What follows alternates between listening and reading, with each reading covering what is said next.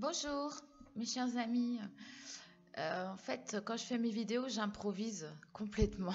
Je marque pas grand-chose avant. Là, je sais même pas de quoi je vais vous parler. J'ai des idées, mais d'abord, c'est merveilleux. Il fait soleil. J'ai pris mon premier bain de soleil aujourd'hui. Ça fait du bien. Jour de la Saint-Valentin, jour de l'amour. Je vous fais un cœur. Bonne fête, mon chéri. Mon chéri, si tu m'entends. Bonne fête, mon runner. Et bon, bonne fête de Saint-Valentin, fête de l'amour inconditionnel. Ce matin, j'ai vu sur Facebook une fille qui dit je hais la Saint-Valentin. Ah là là, c'est négatif. Non, c'est la fête des amoureux, de l'amour. Essayez l'amour inconditionnel. On n'est pas obligé d'être en couple. On peut aimer tout le monde, la vie, la planète, les autres, les animaux aussi. Donc, ne partez pas dans la haine, c'est la frustration, le désespoir, la peur. Travaillez sur ces sentiments, ces émotions refoulées. Pourquoi? Et voilà. Donc, je voulais aussi dire que hier, je regardais une vidéo de David Sabat. J'aime beaucoup ses vidéos, je les regarde toutes, ainsi que celles de Nathalie Ebner, d'Anouchka, de Fabien Marchand, de José Brisette, qui parlent des flammes jumelles. Et David essaye d'éviter le sujet, il parle des âmes sœurs. Mais enfin, je suis un peu déçue, il n'y a pas beaucoup qui parlent de la fusion. J'ai même vu une dame qui disait que la fusion n'existait pas. Bon, moi je sais qu'elle existe parce que je l'ai expérimentée, je pense Nathalie Ebner aussi. On a vraiment, comme on est médium et qu'on voit les énergies, on voit ce qui se passe dans les autres dimensions. Donc on voit cette fusion et on ressent énormément d'énergie à ce moment-là. Et avec une âme sœur, on n'a pas ça. Alors David Sabat parlait de la passion entre deux âmes sœurs, oui, mais c'est quand même pas la même chose. Et puis une fois qu'on a goûté à la flamme jumelle, on a du mal à retourner vers une âme sœur. C'est pas le même mode de vie. Ça n'a rien à voir en fait. Avec une âme sœur, on va pouvoir vivre une vie normale, travailler, avoir des enfants, voyager, avec des objectifs communs, des points communs. Avec une flamme jumelle, c'est peut-être plus chaotique, mais on va énormément progresser et on partage nos énergies et on atteint l'unité dans notre âme et on a un sentiment de complétude, de sérénité. Euh, on a atteint une certaine osmose et on n'a plus ce sentiment de solitude. Qu'avec une âme sœur, on peut encore se poser des questions et des fois se sentir seul et pas être si amoureux que ça de son âme sœur. C'est pas les mêmes relations. Et comme je disais aussi dans les vies antérieures, j'ai un petit peu regardé, avec les âmes sœurs, on mène des vies plus normales, plus cool, plus tranquilles. Petite vie de terrien, quoi. Je sais pas si on fait trop notre mission terrestre aussi avec une âme sœur. J'ai pas l'impression. Certes, on va travailler des aspects, mais de soi-même. Mais avec dans les vies antérieures, avec les flammes jumelles, c'est des vies qui sont beaucoup plus aventureuses, pleines d'énergie, pleines de rebondissements, très intenses, riches en apprentissage. Et on va accomplir notre mission terrestre plus, j'ai l'impression. C'est mon impression, mon ressenti. Donc, qu'est-ce que c'est une flamme jumelle? J'en ai jamais parlé. Alors, mes guides m'ont expliqué la flamme jumelle. J'avais déjà rencontré ma flamme jumelle, mais je ne connaissais pas ce concept de flamme jumelle, mais j'étais quand même vraiment toujours attirée par lui. Il a un côté obscur et je suis tombée dans ce côté obscur pour travailler aussi mon côté obscur. Malgré que les guides m'ont dit surtout ne bouge pas, reste dans la lumière, ne change pas et il va progresser, vous allez progresser. C'est pas la flamme jumelle qui est dans la lumière d'aller dans le côté obscur. Alors il y a des médiums qui font ça quand même, qui travaillent sur le bas astral. Donc il y a des médiums qui peuvent aller dans le bas astral, chercher des âmes dans le bas astral et les remettre dans la lumière. Par exemple les passeurs d'âmes. Et il y a aussi des flammes jumelles qui sont dans la lumière, qui vont travailler dans le côté obscur pour éclairer l'ombre, pour apporter toute leur lumière. Mais ils peuvent se faire vampiriser par les autres, qui profitent de leur énergie, de leur lumière. Parce que cette flamme jumelle, elle a aussi l'instinct du sauveur. Elle pense qu'elle peut sauver les autres qui sont perdus dans l'ombre. Et donc elle y va. Il y a une forme de sacrifice, de côté aventure. J'ai plein de choses à dire en fait. Je ne sais plus par quel bout commencer. Le chaser, en général, est très sérieux d'ailleurs. Quand j'ai fait mes vidéos, je suis très surprise parce que j'ai l'air tellement sérieux que d'habitude j'aime bien rigoler, m'amuser. Et là je me dis mais c'est pas possible, j'ai l'air sérieuse parce que j'ai morflé. J'ai beaucoup morflé dans ma vie et notamment avec ma flamme jumelle. Et donc je suis arrivée, j'espère, à une certaine maturité, une certaine sagesse. Et j'ai pris beaucoup de recul par rapport à la situation. Et hier j'ai regardé la vidéo de David Sabat qui parlait quand même de choses graves. Et il a raison d'en parler comme ça. Et c'est vrai que dans les vies antérieures, il y a eu beaucoup de meurtres. Il y a eu des guerres de religion, la Première Guerre mondiale, la Deuxième, la guerre de 100 ans, il y a des homicides, des infanticides. Et on a tous fait tout ça. On était bourreaux, victimes, et le karma du sauveur. Et on doit encore se sortir de ça. Et c'est vrai que dans cette vie-là, on arrive en fin de cycle karmique, c'est peut-être la plus dure, la plus condensée, parce qu'on règle tous nos karmas, on termine avec tout ça. Donc on se reprend bien dans la face tout ce qu'on a fait avant, et les autres vont nous refaire pareil pour qu'on comprenne bien. Donc si on a été bourreau un peu dans les vies antérieures, on va passer dans le rôle de la victime pour bien comprendre ce que c'est que d'être une victime. Et il faut sortir de ce karma-là. Il faut apprendre à se défendre, il faut même aller porter plainte au commissariat, etc. En ce moment, je suis très surprise qu'il y a beaucoup d'affaires qui se terminent au commissariat, en fait. Beaucoup de gens ont des passions très tumultueuses et ça se termine au commissariat. C'est fou, ça. J'entends beaucoup de gens comme ça. Et ils essayent malgré tout de reconstruire là-dessus. Moi, je me dis quand même, quand on en arrive là, reconstruire sur des ruines, ça va pas être facile. Alors, qu'est-ce que c'est la flamme jumelle? La flamme jumelle, mes guides m'ont montré au début, ils m'ont montré une flamme coupée en deux. Donc, c'est une énergie flamme, un peu comme une petite flamme de feu. C'est pas l'âme, c'est ça qui est compliqué. Parce qu'on atteint quand même l'unité de l'âme. Alors ça, c'est pas évident, je sais pas comment vous expliquer ça.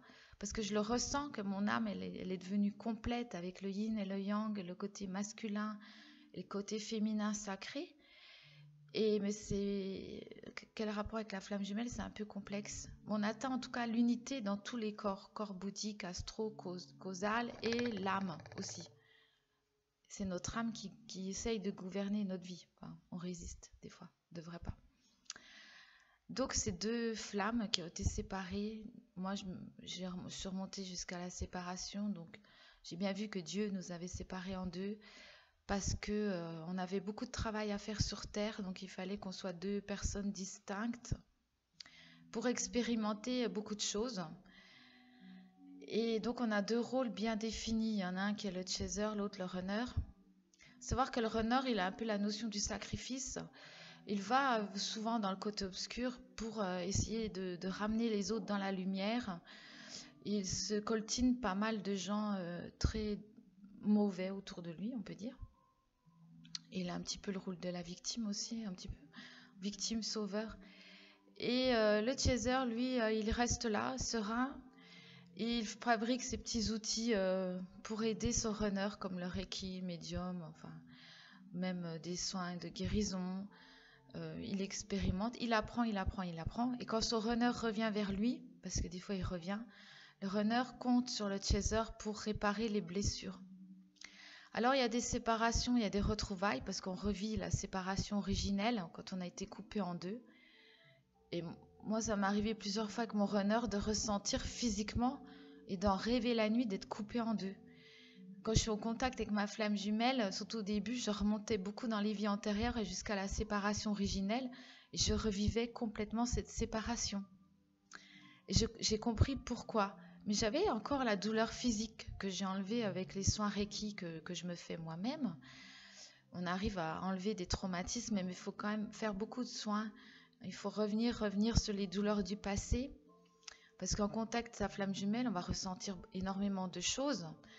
Et les douleurs même de l'enfance, mais aussi des vies antérieures et de la séparation originelle. On remonte dans le temps et on va vers la guérison. à plusieurs fois comme ça, même en traversant la nuit noire de l'âme. Maintenant, quand je suis en contact avec mon runner, quand il y a séparation, je suis beaucoup plus sereine. Je pense que j'ai guéri cette blessure originelle. Et par contre, je suis beaucoup plus créative parce qu'en fait, c'est un moyen de, de transcender cette douleur. Transcender par l'art, exprimez-vous, faites de la peinture, dessin, écrivez, faites des vidéos. C'est un moyen de guérir aussi, de se guérir. Faites-vous faire des soins Reiki, du magnétisme, ou vous-même, par exemple, le soir, vous pouvez régler vos comptes karmiques avec les personnes en visualisant la personne devant vous et vous lui pardonnez. Je voulais dire vous lui parlez, mais aussi ouais, vous lui pardonnez. Et c'est ce que disait David Saba, il faut être dans le pardon.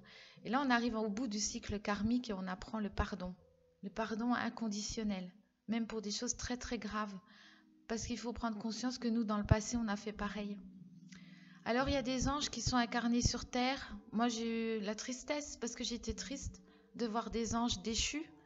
Sur Terre, ils expérimentent le côté obscur. Et ils peuvent être déchus, arriver dans le bas astral. Parce que les anges, des êtres de lumière, ils sont très naïfs, finalement. Ils sont dans un idéal.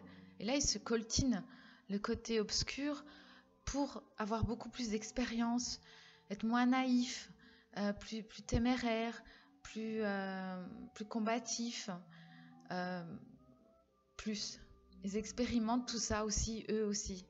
Donc, c'est difficile de voir un ange déchoir. Et donc, là, j'ai accordé du pardon à un ange déchu qui m'avait fait du mal. Je le pardonne. Mais parce que ça a une référence aussi dans une de mes vies antérieures. Et on rejoue la même scène. Enfin, on rejoue les mêmes scènes. Et notamment, quand sa flamme jumelle est là, si vous connaissez vos vies antérieures, c'est hallucinant ce qu'on peut rejouer les scènes. On se retrouve dans les mêmes... presque les mêmes décors, les mêmes personnes, les mêmes expressions, les mêmes paroles. Et on rejoue. Un peu mieux, il faut espérer, qu'à la dernière fois. Alors, les flammes jumelles, qu'est-ce que je peux dire? Oui, la séparation originelle. Il y a l'âme jumelle aussi. Donc moi, je canalise mon âme jumelle. Donc c'est pas la même chose que ma flamme jumelle. Mon âme jumelle, c'est mon guide en fait. Et je le canalise. Et c'est bien deux personnes différentes, deux esprits différents. Par contre, j'ai atteint l'unité dans mon âme avec ma flamme jumelle. Pas avec mon âme jumelle. Alors là, j'avoue que j'ai du mal un petit peu à saisir. Et il y a des gens qui parlent des flammes jumelles, qui parlent des âmes jumelles. Je pense qu'il faudrait expliquer vraiment bien. Pour moi, c'est deux personnes, deux esprits différents.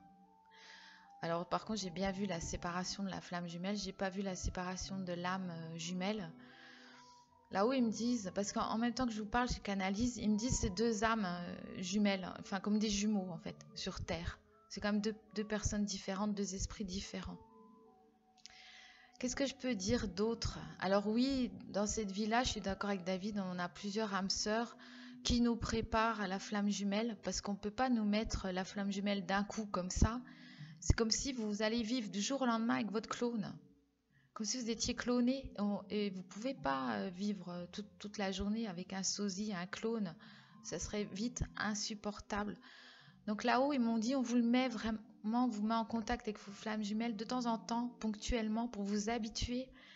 Et après, il y a la réunification, et là, vous pourrez vivre ensemble ce grand amour. Mais il y a des phases à passer. On ne peut pas le faire de but en blanc, de jour au lendemain, parce qu'il y a vraiment un gros travail sur soi, du fait qu'on termine notre cycle karmique. Donc notre dernière vie karmique, c'est la plus compliquée parce qu'on se débarrasse de tout le karma, de tous les restes karmiques en fait. On termine avec tout ça. J'espère. On essaye. Pour tout le monde.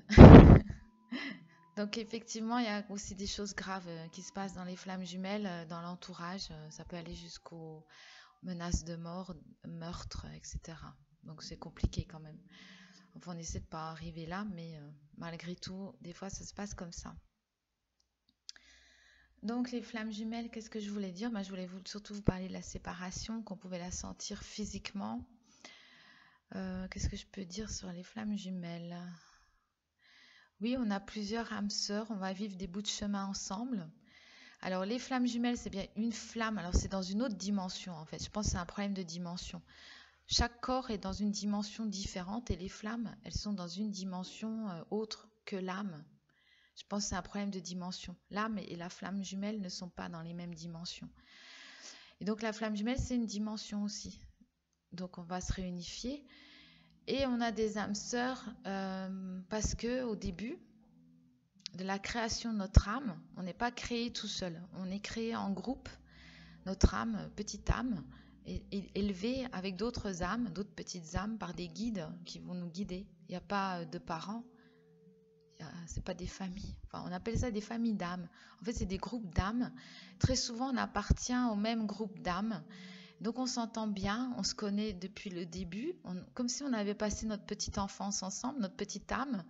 Toute petite, elle a été éduquée avec ces autres âmes-là. Donc, c'est des groupes qui sont chez les mêmes nourrices, les guides de lumière, et qui décident de s'incarner très souvent ensemble, qui peuvent être soit le père, la mère, frère, sœur, des voisins, des amis, des gens qui passent dans votre vie. Et souvent, les rôles sont inversés. Des fois, votre âme sœur, elle peut être votre père, et puis dans une autre vie, c'est vous qui serez sa mère, par exemple. Donc, il y a des âmes comme ça, on se sent proche d'elles. Moi, ma fille, c'est une âme sœur, mon fils aussi, mais plus ma fille, en fait. Et on fait partie du même groupe d'âmes. C'est des amis, comme des frères et sœurs, vraiment. Et on peut vivre avec, ça peut être mari, femme, et on va passer un bout de chemin ensemble. Mais là-haut, ils m'ont dit, c'est pas fait pour durer. On en a 2, 3 de programmés. Et après, on va arriver à la fausse flamme jumelle, qui est déjà une tentative pour avoir sa flamme jumelle, en fait. C'est précurseur. Parce que la fausse flamme jumelle, elle va vous faire travailler sur votre côté obscur. Et vraiment, vous allez expérimenter et conscientiser et préparer l'arrivée de la vraie flamme jumelle de l'amour inconditionnel. Donc c'est pareil, le souci de la flamme jumelle ou la fausse flamme jumelle, faut pas lui cracher dessus. C'est vrai qu'elle a été placée là par le côté obscur pour contrecarrer le plan divin. Oui, c'est ce que mes guides m'ont dit. Hein. Mais en même temps, on est sur Terre pour explorer notre côté obscur parce que nous sommes le yin et le yang, le négatif et le positif. Et faut savoir que le diable, c'est Dieu qui l'a créé. Le diable, en fait, c'est un archange qui a été déchu à la base. Donc le fond, au départ, le diable, c'était quelqu'un de bien. Sauf qu'il a été déchu, hein, parce qu'il il s'est opposé à Dieu, il a voulu prendre sa place. Donc il l'a envoyé dans les enfers, il l'a carbonisé, et puis ça y est. Mais voilà. Et souvent, les anges déchus, s'ils ne purgent pas leur peine sur terre, la justice des hommes, quand ils arrivent dans l'au-delà, ils vont être jugés aussi. Ils vont peut-être faire un petit tour dans les enfers ou purgatoire.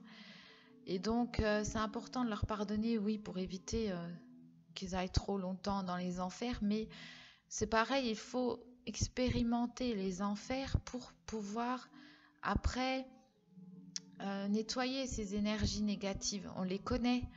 On est déjà allé, on a vu, on sait comment ça se passe, on sait comment faire, on sait comment nettoyer cela.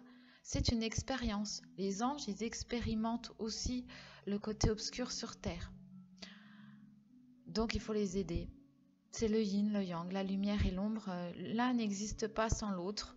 Il faut espérer que ces anges ils puissent retrouver la lumière. Et il y a des démons incarnés sur Terre qui, eux, ils vont passer dans la lumière.